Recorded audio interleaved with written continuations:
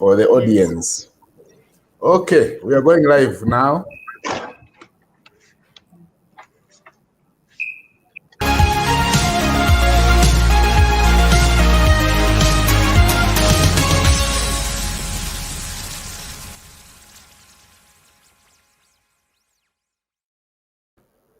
Okay, welcome to yet another edition of ACFIM Talks. It's me, your host today, Ken Muguzi, standing in for Felix Kafuma. And before we start, let me request those of you who are joining to hit that subscription button so that we can have the numbers of subscribers that we need. Today, on ACFIM Talks, we are proud to host Dr. Daniel Walyemera. Dr. Daniel Walyemera is a scholar. He holds a doctorate of laws from the University of Western Cape, South Africa. He's authored and published quite a number of academic pieces and media articles on very interesting topics such as election campaign financing.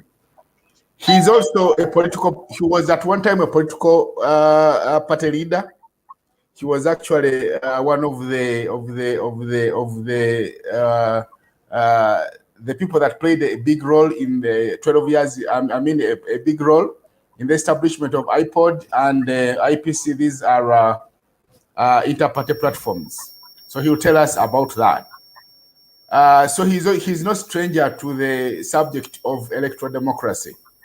And of course, he practices law with Walyemera and company advocates. Dr. Walyemera, welcome to the show. Thank you very much, Ban Henry, for inviting me to have this conversation. Absolutely. And then the second panelist is the Honorable Brenda Nabukenya. She's a member of Parliament. She's been in Parliament since 2011. Okay. She's been a legislator, I think, since the 9th Parliament, if I get that right. She's she's a woman of unmistakable verve. And we remember when she first burst onto the political scene with that so-called birthday cake of the president in June 2011. That was very courageous and encouraging. And of course, she's also a former Bureau President of Chambogo University. In the words of Deputy President General Norbert Mao, she's a charismatic woman. And of course, charisma is what she has exhibited throughout her service as a leader. But some people think she's an enigma, but of course, others think she's also firebrand. But we are glad to host you, Brenda, Honorable Brenda. Thank you. Yeah, thank you, Henry. Yeah, so having introduced the guests, let me go back to you, Dr. Walyemera. The subject of discussion today is the cost of election petitions, but it will be important. You as a party leader for 12 years, you as a man who played a significant role in the establishment of IPOD, which is a mechanism that is trying to ensure that political competition can coexist with the political dialogue. But also as a scholar on issues of governance, let me ask you to put context to this topic so that we are able to build a solid background on which we can discuss meaningfully. Dr. Walyemera, give us. Thank you very much, Mr. Muguzi, for this chance. Perhaps we should start off by saying that it is important that money and politics are intertwined. You cannot take away money from politics. You cannot take away money from electoral campaigns. So, but what is important is that what kind of money is required in an electoral campaign?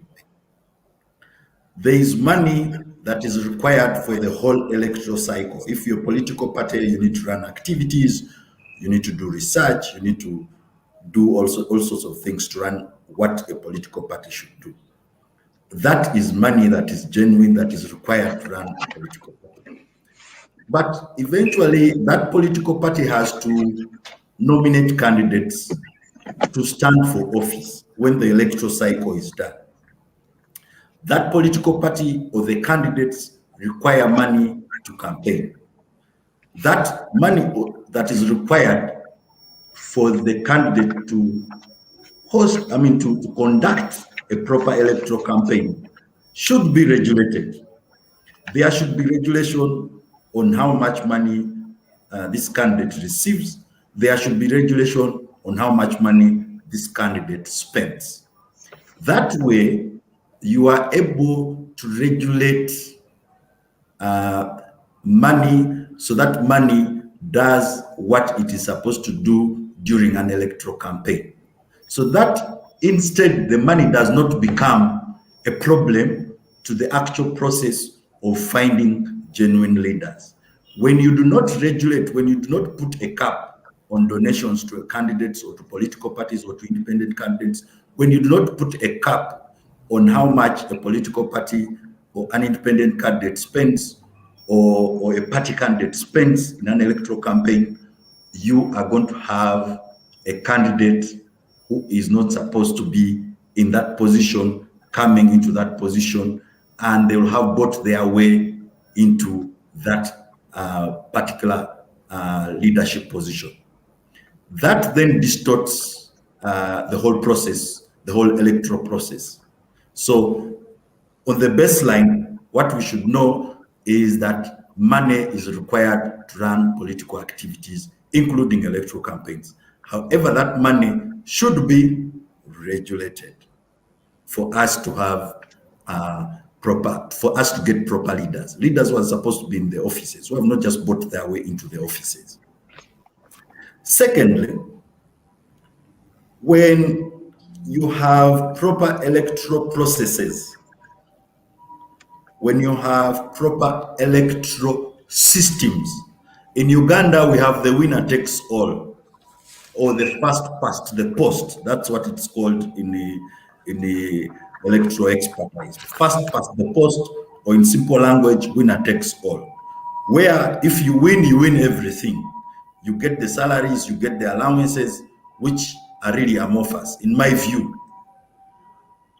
you are going to have people doing everything within their means to get to that position, to earn those fat salaries, to earn those fat allowances.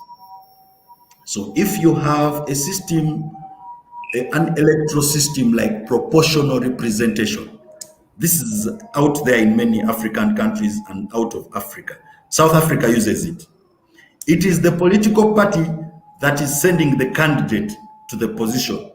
If Daniel Walyemera from Mbale or Brenda Nabukenya from Honorable Brenda Nabukenya from Luweero is a member of DP and I'm a member of Conservative Party, I will not stand in Mbale, she will not stand in Luweero. The political party will take me to where I am most needed. It can take me to Kabale. It can take me to Gulu. This removes the individual candidate from buying themselves into office and leaves the political party at the forefront, which then enables the electoral process to be more transparent, which then removes the pressure of spending money from the candidate to the political party, and consequently, you have less commercialization of the electoral campaigns. So, also partly, if the kind of electoral system the government, the country runs has, also contributes to the commercialization. So, if you go into a country which has proportional representation, you're not going to have major issues to do with commercialization of elections.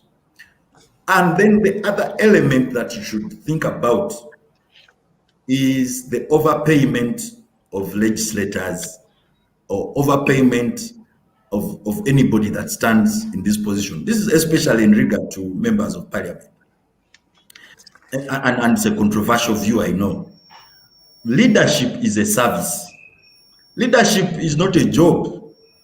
If you go to many countries in the global north, I don't like referring to the global north, but if you go to many countries in the global north, when campaigns are being carried out, you will pass a member, a person who is standing for a leadership position at the supermarket, passing out their leaflets. People want to be bothered because it's not a do or die. Here, if it's an electoral campaign time, it's a do or die. People are dying. People are being shot dead. Others are being maimed. There is violence. Why? Because people are contesting for employment. They are not contesting to lead us because leadership is a service. So one of the ways of decommercializing, if I may call it, electoral campaigns is to remove these allowances, is to remove these huge salaries and keep them to a minimum. Then you'll have proper people going into this position. People are not simply going there to earn a paycheck. People are going there to actually provide leadership, which should be a service to the community. Thank you very much, Dr. Walyemera. Let me go to Honorable Brenda Nabukenya. Honorable Brenda Nabukenya, when I was checking, I've learned that as a woman member of parliament for Luweero district, between 2011 and 2016, you have battled about 3 petitions. There was a person at one time challenging your win, another one challenged your nomination, but also another one challenged your name. As you get to respond to some of the points that Dr. Walyemera has made, start by walking us through the experience of going through these petitions as a petitioner, but also as a legislator. Let us feel what is the experience. Thank you, Henry. I hope I'm audible enough. Yes, you are. Yeah. First of all, I want to appreciate you and also Dr. Daniel Walyemera. First of all, it's a fact. Politics is very commercialized, especially campaign level, and also as you move on. It's not limited to that time, but you find that in some circumstances, you even have to go to court as a petitioner or a respondent. So the process continues to the level of going to court. So if we don't actually address the commercialization of politics, I think we won't be able to realize fairness and also democracy, because Dr. Walyemera has said that most people look at politics as a reward. You're going to get money, you're going to actually not service. Originally, when we were young, politicians would be appreciated, they would be welcomed, they would be given gifts, but now the trend has changed. Actually, you have to invest more to even become a leader. So the notion is leaders are benefiting as individuals, there's no service given. That's the mindset. That's what is happening, and that's what the electorates think.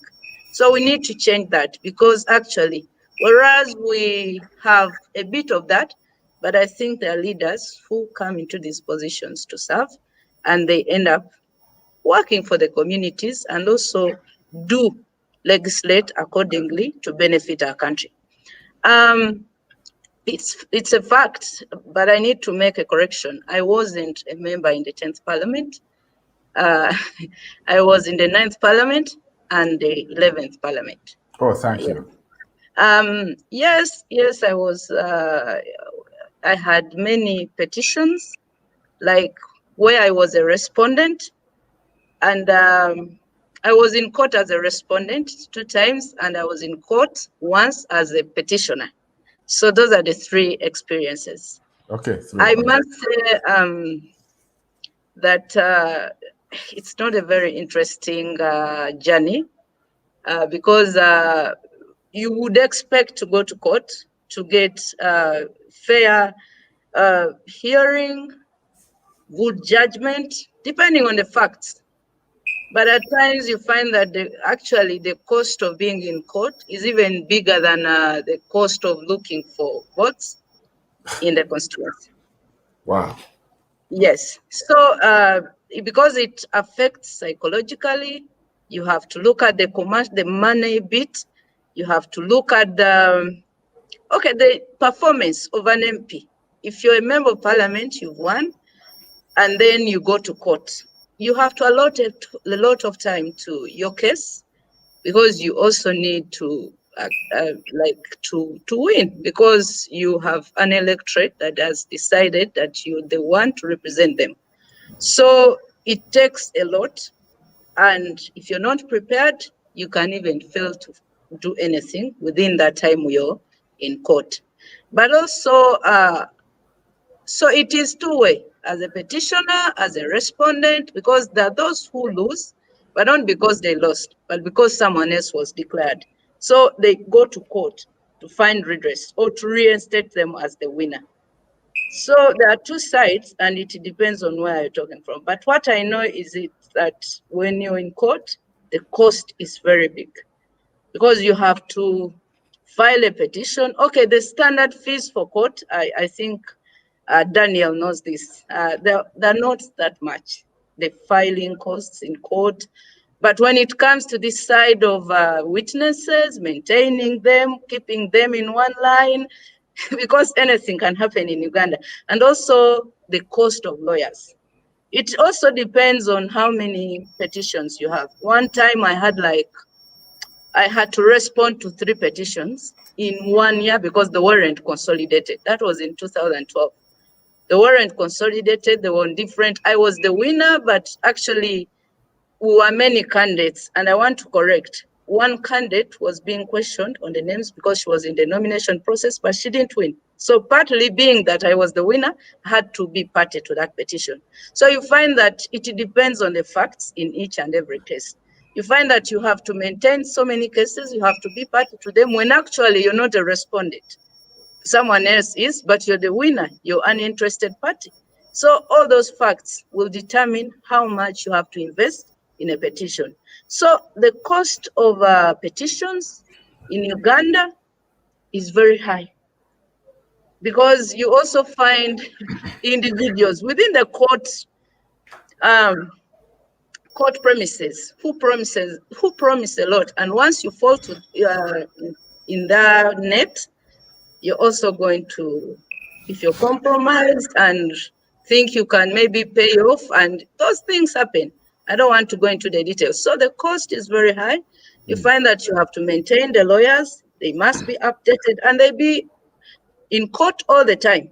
So the cost is big. But what I want to say, if we wanted to improve, because we usually have so many people going to court to either be reinstated as the winner, or if they're on a fishing spree. Some people go to court because they think maybe if the court is on my side, if the judge was appointed maybe and by a president in my political party, maybe he will look at me as someone who must be prioritized. So some people go to court in a process of just fishing, like maybe I can be made the winner or announced the winner.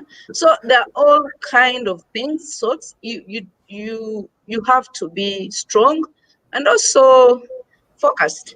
If you get the good lawyers, I think you can walk through court regardless of the cost and win. But what I want to say is that we need to see change, because my experience is not good. There's a time when we had judges, and once you're before that judge, you just know what is going to happen. That's not a good precedent. So I think we need to change to improve on the processes, and also to bring a new perception that actually when you go to court, you'll be heard, and basing on the facts, you're going to get a good decision. If you're the winner, you will get it. If you lost, then the decision is going to be that. Daniel will tell you more about this. He's a lawyer. But there are moments when we go to courts as politicians, especially us in the opposition, and you feel like I'm not going to get justice here. And that is also a cost, knowing that I'm going here, but I am not sure because I have good facts, but it will depend on not on the facts in my petition, but on what the judge thinks. So that is also an area. And also when it comes to political parties, Daniel mentioned that usually we are in a multi-party system. So when you come to when most of us are sent by parties, like we are supported by our parties, and then you go through the election process, you either win or lose, and at times we go to court. So you realize that usually because of the limited funding in political parties, especially the opposition political parties, majorly you go alone to court, like independently. You do not have the backing of your party. They back you. I would say that they really want you to go and challenge the results, but the financial backing is usually lacking. You have to go it alone. And that usually limits people who will want to access justice in court. Because if you look at the cost of a petition, you say, no, I can't make it as a person. I don't have that much money. So I would rather leave it and wait. After 5 years, I'll run again. So there are many people who decide to just leave the option of court because actually you don't have money or your party has no capacity to fund the petition. Because usually, in my experience, in all the petitions I've had in court, usually the opponents or the petitioner, or if I'm the petitioner, then they are the respondent. The government has come, like the NRM party has supported their candidates, usually giving them lawyers who are paid. So there's also a challenge that why we seek justice, it also depends on how financed the parties are. So if they're not, then they won't be able to support their people.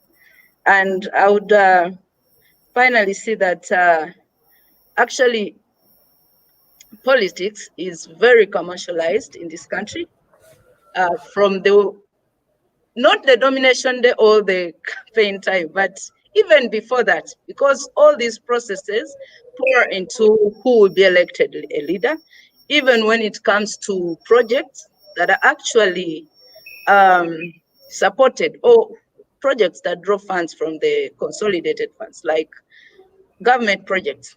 Initially, you think they would help everyone, they will be accessed by everyone, but you later realize that actually the ones with the party in power are more, they can use such projects actually to advance their agenda, and it is seen like they're the ones working, when actually these projects are supposed to help everyone. At the end of the day, it's not a leveled ground.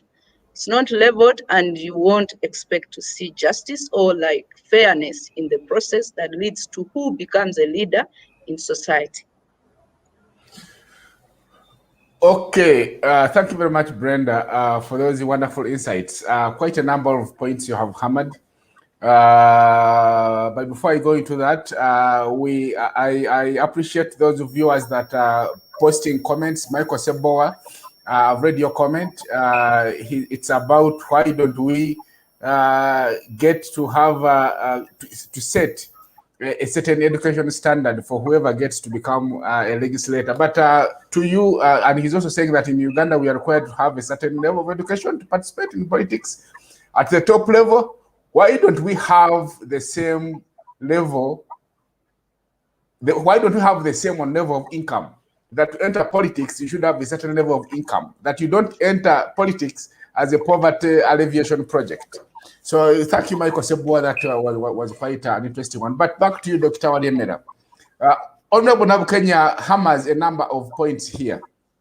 First of all, the high cost of petitions, the economic cost, the social cost of it, but also we have seen petitioners that have cast the day they went to petition. You remember the case of Ewanu Muyanga Lutaya, a TV journalist that went to petition court and then ended up in Luweero. because he could not meet the costs that were awarded by court. What is it? What is wrong with our democracy, and can we really nurture a democratic process when the process of seeking justice in the courts of law, when you feel aggrieved, is so expensive like that, and as expensive as that? And what are your thoughts on what we should do? Think about. Okay, thank you very much. Just to start off, I said leadership is supposed to be a service.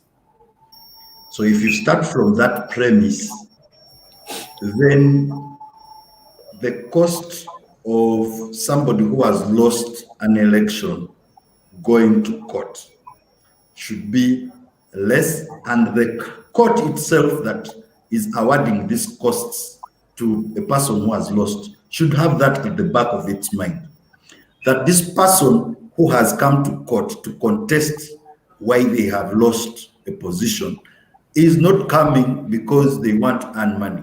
Is coming because they want to provide leadership to a society from which he comes from. If the court has that at the back of its mind, then the likelihood that that this person is there to serve the society and not necessarily to fill their pockets, or because they think this MP position is a job, then definitely the court will not award that amount of costs. Because, like, for example, the example of Muyanga that you're giving, his costs were up to 300 million shillings. We know how much journalists earn in this society. Where would Mr. Muyanga and get this 300 million shillings to pay? No wonder there was a campaign to fundraise for him. So the premise that we should start from is that leadership is a service. Leadership is not a job from which people are coming to get money, or from which people are coming to elevate themselves from poverty. And once you have that at the back of your mind, the courts then also have a duty to ensure that they only grant costs to the winning candidate which are reasonable.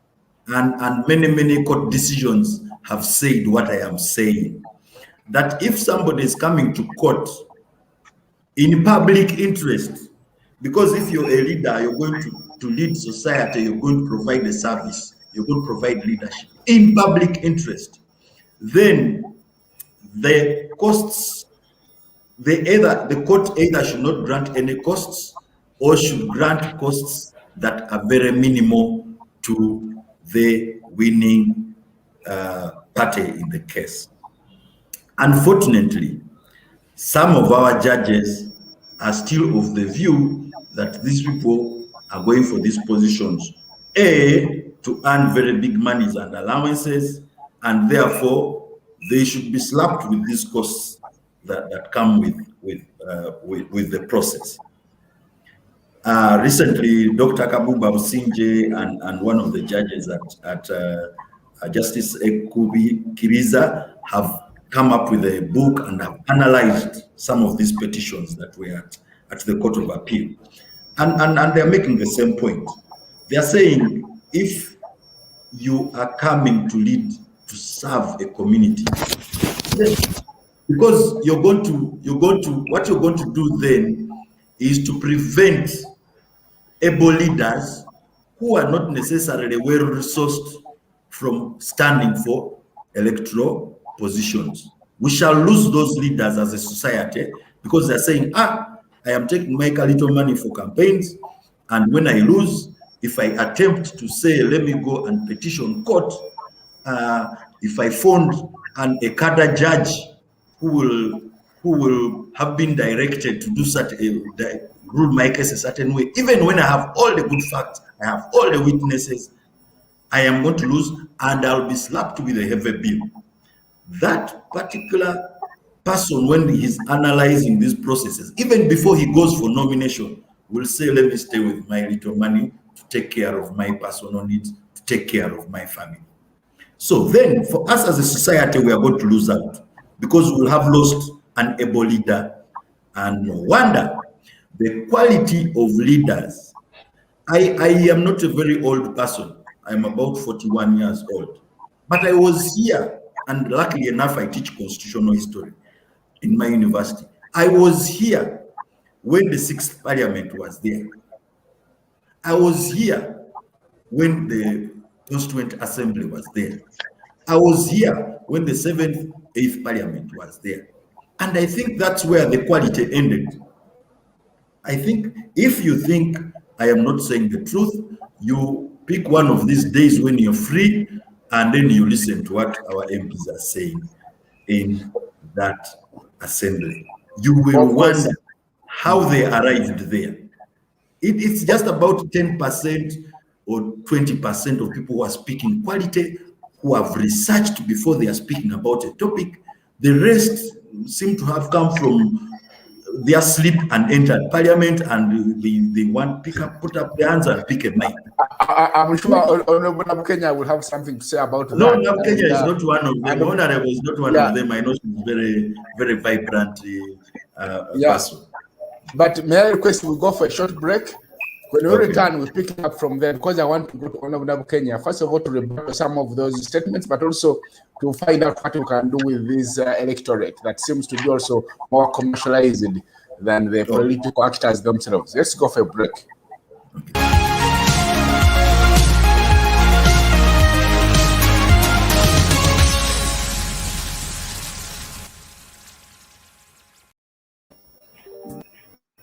Okay, it was a short one. Honorable Nabukenya.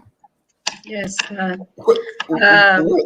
When you speak to the voters, you get a sense that they tend to think that you politicians have a thinking they don't understand, because they actually don't understand why this person who wants to serve them comes and flowers them with the freebies and gifts, and then also gives them some money, and then also we want to serve them, which of course certainly would make election campaigns quite costly. But as you respond to that, but also to rebut some of the statements that Dr. Walyemera has made, have your say, Honorable Nabukenya. Yes, thank you. First of all, I want to respond that Daniel has said we need to reach a decision whereby we have reasonable amounts when it comes to costs. I'll start with the cost issue as I go down on issues like he presented them. Actually, I remember when I was in the 9th Parliament, there was a matter, and that was between the Attorney General and some government members who got costs beyond 3 billion. And the government was supposed to award them that amount. I don't recap well the other party, but I think it was a precedent in court then. And I think that's the moment when we started seeing exorbitant amounts being awarded to like individuals in actual election petitions. That's when the Muyanga Mutaya issue came in, then others as you go on. So if we don't find a fair ground, because at the end of the day, you're going to lose good leaders, people who can move this country to another level. I agree with Daniel that we must love our country, I must say. Whenever you're in a position, be a judge, because basing on the facts, besides that, we all know how much will be invested in a petition. So I think it will be prudent on the side of those in court at the higher level to see that if we set such a precedent, at the end of the day, we are going into a place where we'll lose touch of what is happening, and also people will be affected negatively. So at the end of the day, we must see fairness. We must also see court awarding costs that are relatively fair on both sides. On having leaders that can't even put up a show in parliament. I think I agree a bit, but not totally. Of recent, we had the Speaker of Parliament saying that we should raise the debates, have substantive debate, actually in line with what affects our people. It's true that Parliament has a big number, and I think of recent, the leader of opposition came up with an alternative legislative agenda. Actually, the opposition legislative agenda for 2021, 2026. And one of the issues is to have this parliament, if it can be taken in by the government side, we reduce the number of MPs so that we can go back to the original requirement that actually every constituency be represented, but minimally. You don't have a very big house whereby you can't even have everyone speak in the required 5 years. So we totally agree that we need to look back and see those who framed the Constitution, those who were in the seat, what was the rationale of all these things that have been removed, amended? What was the requirement that you have a functional parliament which can actually deliberate substantively and also have good outputs, good laws? So I agree that it's something we must look on and also work towards and reinstate the goodness that Ugandans want. I will not disagree, though I want to put it clearly that most of the MPs do good. If given an opportunity, I think they can do what is relatively good. So I think we should be supported. And I hope the other side, because we don't have control of it, it depends on what their interests are. I hope at a certain moment they can see what Ugandans want and we change, because at the end of the day, you have an electorate which is against parliament. If the parliament was sizable, enough members, not a big number, you wouldn't see some of these issues that come up. The MPs are being paid a lot of money, because at the end of the day, the voter feels like he's taking a big burden of maintaining politicians, maintaining a government that is actually not looking into the needs of the local person.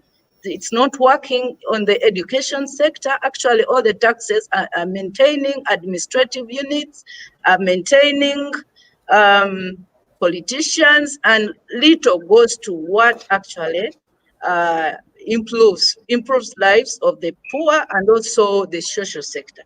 So I totally agree that it's one area we should focus on during this, in the 11th Parliament. And on costs, I want to give an experience, because I have been paying costs all the time. I think the instance when I think a judge might even opt to not to award costs, because there are incidents where you find that maybe a petitioner raises a PO, he loses, then a respondent raises a matter, but the general petition goes on and there's a final judgment. But in most cases, you find that one person will be required to pay costs. And then at the end of the day, that deters. Because you might find that actually this person was not able actually to bring in the right evidence, but is the right person. And at the end of the day, is also have to pay costs. I have been paying costs, and I am still paying actually for the 2016 petition. So you can see how far it can go. It goes on, you have to pay the Electoral Commission. In all these awards, you don't pay one side, you also pay if there are two respondents and you're the petitioner, you must pay the respondent, and usually Electoral Commission is party. So you find that Electoral Commission has so many awards from all the petitions. And then this person has to meet the other party and also the Electoral Commission. So it becomes too much and it defeats democracy. You will realize that most people just say, I am done. I'm not going to pursue politics again. And I don't think that's good. Also, Sebo was saying that it's like being a leader is like an abbreviation project in this country. I think that stems from the fact that there are many administrative units. Parliament is very big, I agree, but actually we must work towards improving, because if our people are losing interest, they think Parliament cannot achieve, I think it is a very bad place to be as a country. Okay, so Dr. Walyemera, let me put to you two questions. Number one, as a researcher, just as you are, we have had a number of studies conducted in the area of politics and democracy. And there is not one study that establishes a correlation between numbers of legislators and service. And therefore, to board in with the proposal of Honorable Nabukenya that the numbers of these legislators should be reduced. Okay? We don't understand why that would make sense, but the thing is, who shall move that? Who will vote on the reduction, well knowing that the bulging number of parliament is one of the factors that sustain the patronage network? That's one question. Question number two is about what Honorable Nabukenya shares about what drives the cost of petitions, because you have to get these witnesses, facilitate them. So as a land person, doesn't this then, can't court interpret this as already compromising the witness? Because if I have brought you, booked you in a hotel, fed you, given the allowances, what else would you say on those two questions? And of course, Dina, we have seen your comment. Thank you. Dina is saying that sometimes these petitions are driven by poor government decisions, and she gives a case of Honorable Ariko petition in Soroti. Thank you, Dina, and the others. Please keep these comments coming in. We'll read them as they come. Dr. Walyemera, your view. Thank you very much, Mr. Mugunzi. I think on the first question, if we look a bit to our history in Uganda, we saw the UPC government in the 1980 elections do this. It's called gerrymandering. So if I have a constituency, I'm standing with the Honorable Brenda Nabukenya and myself, and we see that there are movement supporters in one sub-county they are the majority, we cut that off and include it in my area. And then we see that Brenda Nabukenya would go through where there are her supporters. We cut it off and give it to an NRM, a sub-county will give it to an NRM person, and we leave her in an area where the only NRM people. So we have seen this, and governments do this. Governments, especially dictatorial and autocratic governments, do this to beef up their numbers in the National Assembly. But there is a criteria on how a constituency comes about. Honorable Brenda there knows it because she's a parliamentarian. First, there must be a certain number of people in that constituency. And these are out there in our constitution. You don't just say, let's break this off because there are supporters there. No, there must be a certain number. I think it's about 300 or 500,000. Yes. Now, with the constituencies we have now, you can see we have a problem of overrepresentation in some areas and underrepresentation in other areas. Why? Because the ruling government is gerrymandering in order to get enough MPs into parliament. And that is wrong. It's the wrong way to go about it.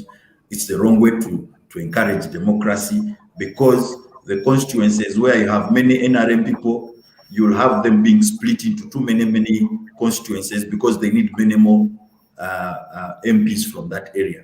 The constituencies that, and consequently, you have over-representation of those NRM supporting areas.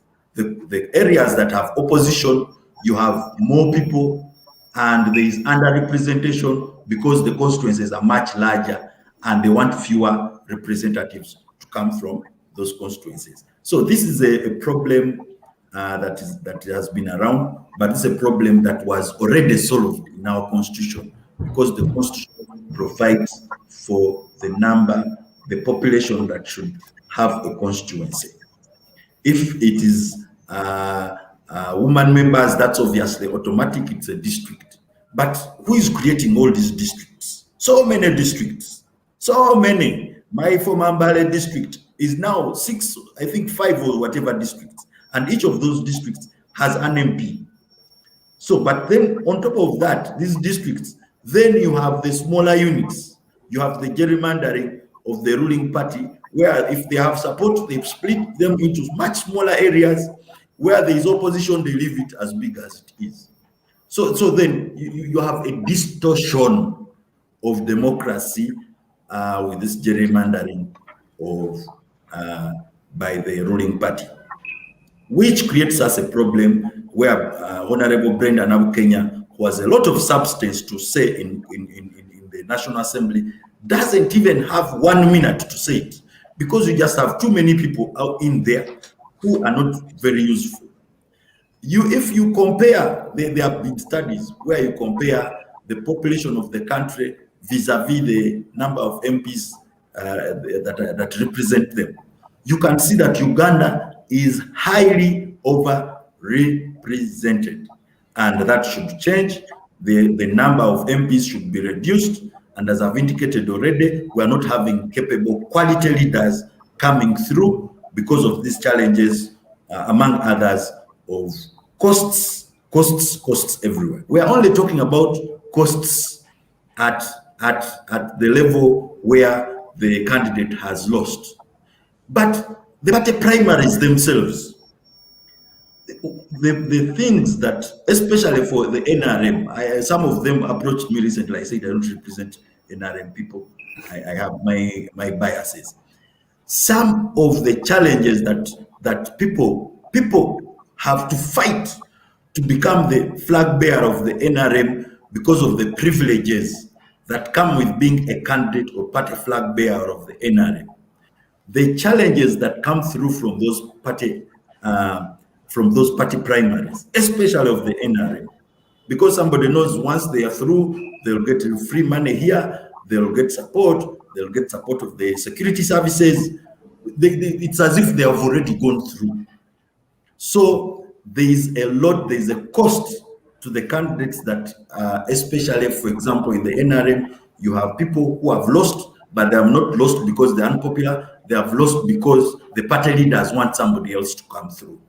We have had that in the Mbale municipality. We have had that in a couple of other constituencies, where you see, and as a result, they still distort the multi-party system, because the people who lose unfairly in the party primaries, on top of the costs that they incur, they now decide to stand as independents and leave the party, because you're not going to tell them not to stand. They are popular, but the party leaders, the party secretariat leaders are trying to go with their friends or to go with the people who they think will not disturb them when they eventually in parliament. People will not be strong-headed and will not agitate, who will not just be saying yes, yes, yes to whatever it is that the party brings across. So the costs at party primary, if you lose, you still have to sue the party. And there are many, many cases where the parties have lost. That means you who has lost only at the party primary, you have to hire a lawyer, you have to go to court, you have to sue the party, you have to sue those who have won.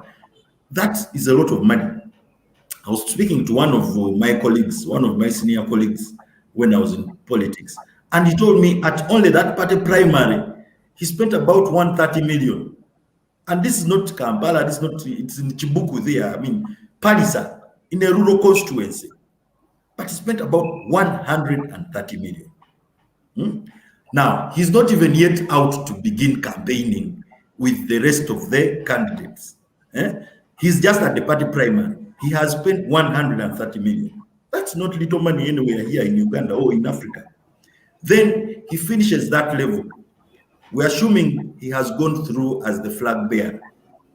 If he's an NRM flag bearer, maybe they'll give him 25 million shillings or 50, whatever it is. but it won't be enough. So they have to pick on their personal resources. Brenda and Nabukenya will tell you they have to go to the banks to pick loans. They have to sell some of their properties. You see, properties that they have worked hard for to fit into this system that is highly commercialized. Therefore, the reasonable people, the high quality people that should join this race will not join, because you have worked hard for your wealth, but now you have to look for money. You have to make sure you have 1 billion shillings in order to ensure that you are paying off people, you're paying off people everywhere. If you lost at party primary level, as I've indicated, you still need lawyers who are not going to come cheap if they are quality lawyers. If you lost if you're nominated and you lost at MP level or local council level, you still have to hire lawyers. And many lawyers charge very, very high amounts of money. Why? Because an electoral petition, if you have 5 electoral petitions in your law firm, that means you're not going to do any other cases that you have that are running normally. You'd have to pause those cases, and because it's heavy work, some lawyers have to sleep in the law firms in order to deliver quality work in the courts. And remember, these election petitions are had expeditiously from day to day. So you find once a law firm has these tasks which are very difficult, lawyers are sleeping in law firms in order to deliver for the client, they are not going to charge normal money.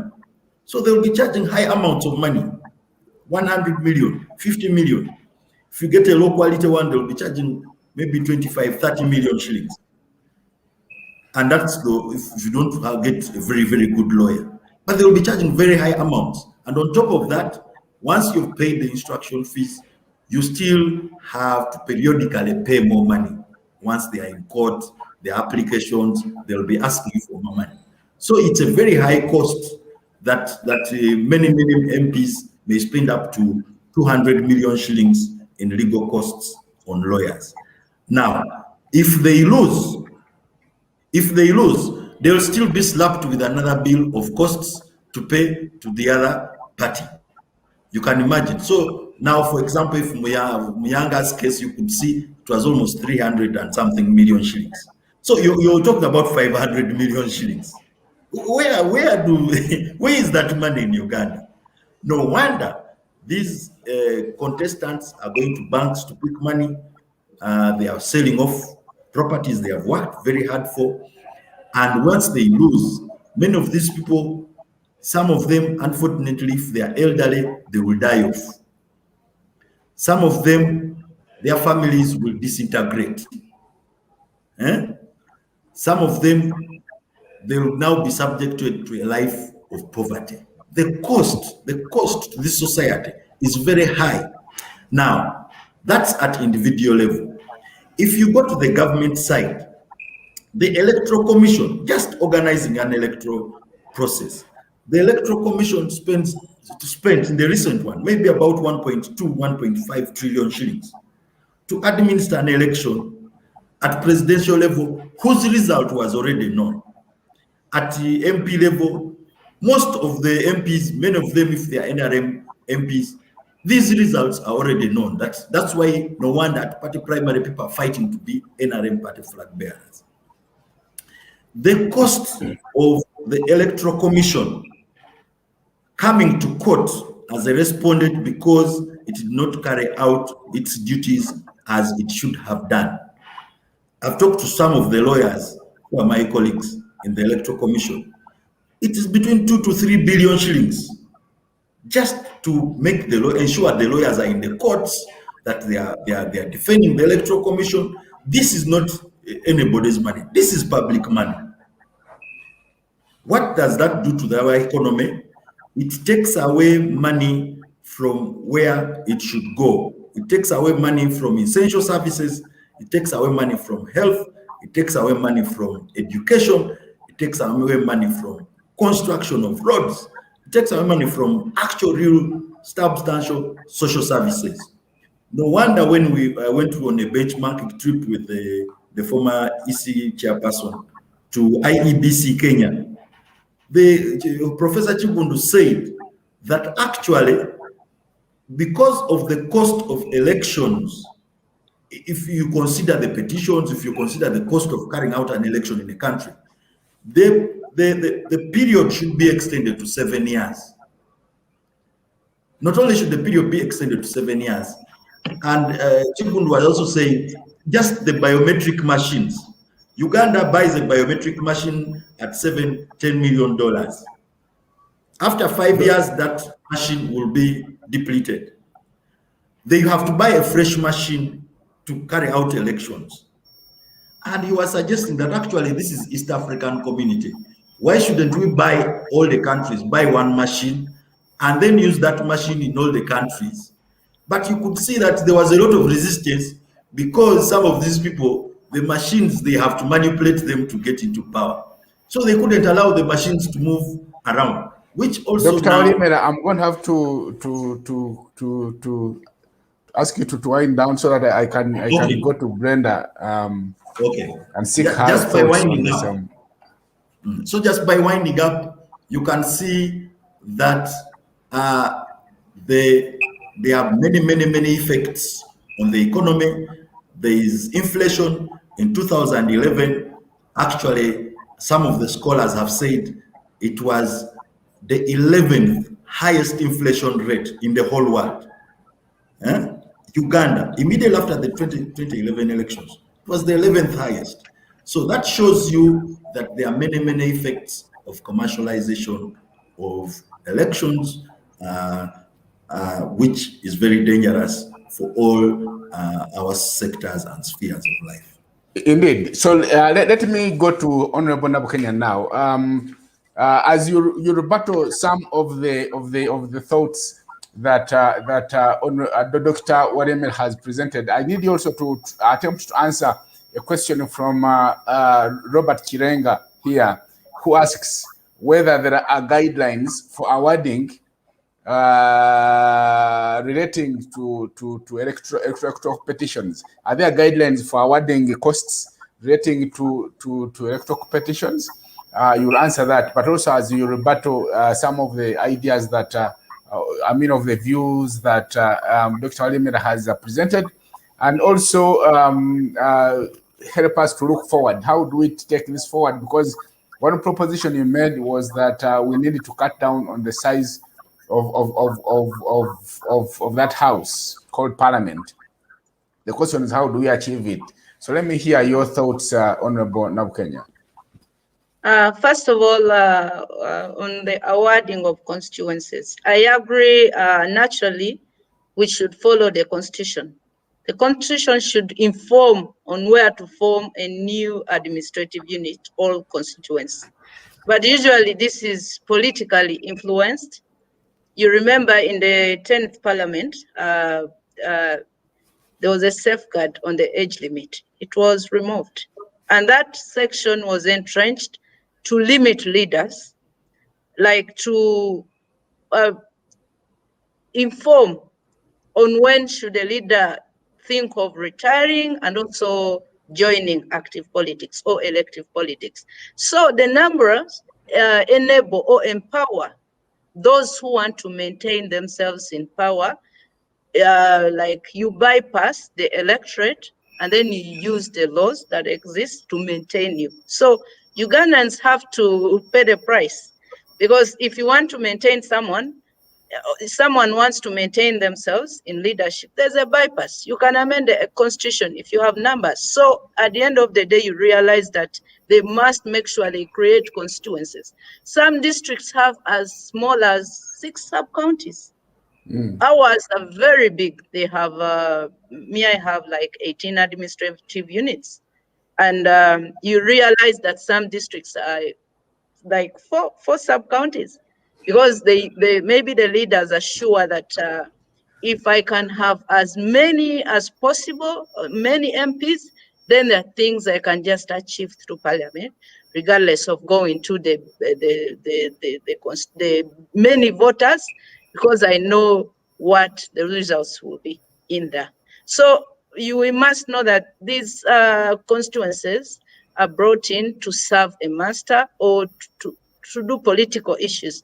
So it might not be very, very easy to stop this, because actually you don't find that everyone appreciates this fact, depending on who your master is, who brought you in parliament, because you know very well that, like Daniel has said, that most people struggle to get NRM tickets or to be NRM flag bearers because they know that you have protection. You can win. No one is going to come into to declare someone else. When you go to court, you have support from your party. So you realize that after getting all those support, this member will not be able to do accordingly because there's a master behind. So we should also look at that. Although it doesn't mean that we shouldn't try to recorrect these mistakes and make sure that we go into embracing and also making sure that all decisions are based on the Constitution rather individual interests. And I agree, good people, well-mannered individuals who are well-intended, who want to be leaders, but because of the muddy waters, the way elections are conducted, the level of impunity, commercialization, they opt out. Because we have so many people who can be good leaders, well-informed, substantive, but because of the nature of our politics, they opt out. So I think we need to do a lot, actually, with the mindsets of our voters. There's a professor called Lumumba from Kenya. He always says that he campaigned for months, and then the opponent came with a bag of money, sacks of money, like 2 weeks to the election, and then he won. When actually he doesn't even know what a legislator is supposed to do, but because he had to give a few incentives, he was handing out money to the voters. So you can also see the challenge. It's not on the top, but on the lower level, that there's need for mindset change. A lot of our voters do not even know what leaders are supposed to do. They think it is a money exchange issue where you give, you get such. But at the end of the day, politics, positions determine the social welfare of the country, of the people, and hospitals, everything in general, and also the future of the country. So we need to also educate the voters to exactly do what is right, because there you can demand and also make the leader you elected to account. But if it goes financial, it stays commercialized, we won't see good laws. We will not see what we want to see in this country. And also on petitions and costs, I must say that there are guidelines, because actually when you see on the applications, you will realize that people apply to be awarded like billions because there are levels. If you lose at High Court, maybe let's say if you lose at High Court, then you appeal. So there are costs at each level, the High Court and the appeal. So, and they are usually specialized, that this is for High Court, this is for Court of Appeal. So when you do an addition, it's a lot of money. But I know there are interests on both sides. This should not come here, but you know what happens. So at the end of the day, there are good precedents, because there's a matter I had in 2012 with the Honorable Naranga. She was the petitioner, but the costs were reduced to 28 million. I was also surprised as a person, because I expected to pay a lot of money. And actually that empowered me to petition in 2016 when I was rigged out in the midnight when they were declaring results. But what happened in 2016 was too big for me. They decided to, because I lost on appeal, but I won at High Court, but then I had to pay costs for all levels. You see how complicated it is. Even when you won. the level you want. So, and after that decision and the costs that accrued to that, because they were reduced to 170 something millions. You can imagine, and there was a campaign coming. So I must say that I think that was the last time I decided, and I will never go back to court, because at the end of the day, like Daniel said, you have to sell off things, because there are no Ugandans who have 100 million there to pay costs. And that's for the other side, not the East, because you also have to pay the Electoral Commission. Usually they don't. So what I want to say is that there are guidelines, but usually they are informed by the applications that are brought in court. And usually they can reduce, but it depends on the judge and also maybe the lawyers, how good they can maneuver around. At the end of the day, there's no standard procedure, I must say, because the costs cannot be uniform. Maybe what we can move to, maybe a law or a guideline that requires that maybe we come up with a standard figure at High Court. And I don't know if lawyers will allow, because usually they are a beneficiary to this. So it is a big job that must involve all stakeholders. Parliament cannot do it on its own. Yeah.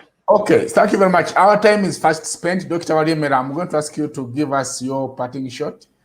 I hope, Brenda, you also have a minute to do a parting shot, and then we'll close the show. Dr. Walyemera, your parting shot. Thank you very much. Thank you very much for inviting me. I'm really grateful to be part of this. For the parting shot, I think the way forward, one is to reduce the costs of those who have lost petitions to a bare minimum. And in some instances, actually not even award any costs. As I've indicated, leadership is a service to the community. You're serving public interests. So you shouldn't be penalized for having put yourself up for a leadership position. Secondly, that's the more narrower issue of the costs in petition. The wider issue is MPs' salaries and allowances should be reduced. Because they are providing a service, they are not going to become MPs to get a job so that they earn fat salary and allowances. Thirdly, the electoral system needs to be changed to proportional representation, where the party is at the forefront and the individual candidate is in the background. And the candidate is not necessarily standing where they were born, like Honorable Nabukenya stands in Luweero, but is standing where their ability is seen to be able to serve the interests of the party. Honorable Nabukenya can serve people of Rukabale very well, as long as the DP says she can serve there very well. Yeah. Those are the three key solutions that we should do. Solutions, but lastly and most importantly, poverty should be fought, because a population that has a bit of money, that has what to eat, will not go wanting. Because mostly we talk about voter buying, we don't talk about voter selling. But there are people who want to sell their vote so that they can receive a piece of soap. So poverty should be fought so that we have some level of income for our people so that they're able to feed themselves. But lastly, voter education and civic education, very important. Thank you very much. Of course, someone will argue, Dr. Walyemera, that even in the parliament there is vote buying. But Honorable Nabukenya, your parting shot. First of all, I want to support Dr. Daniel's conclusion proposals, because actually we need to realign the interests and also be within the legal framework. That's the only way. It could be a step into realizing the original picture of our predecessors. I want to agree that if we work together, the communities, the electorate, and also the government, to appreciate, or the parties in power to appreciate that besides the political interest, We have a country to serve and issues to address, and we limit all decisions in our laws, in the Constitution, I think we will have a better country. I know as a legislator, I'll do my work, but now it's a tall order to see every member into this.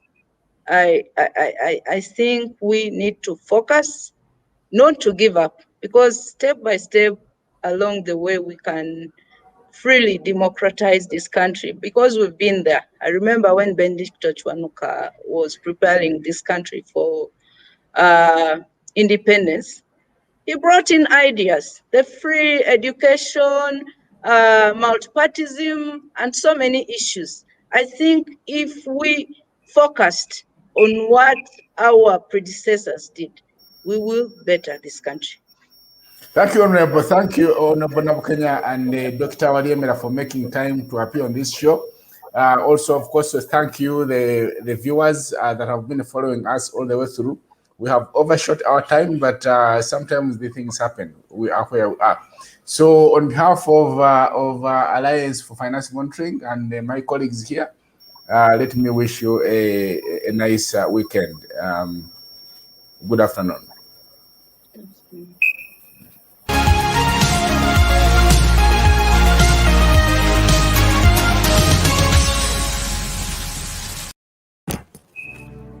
COVID-19 lockdown has left us poor. Money from candidates won't make you rich. Do not be desperate. Focus on issues, not money.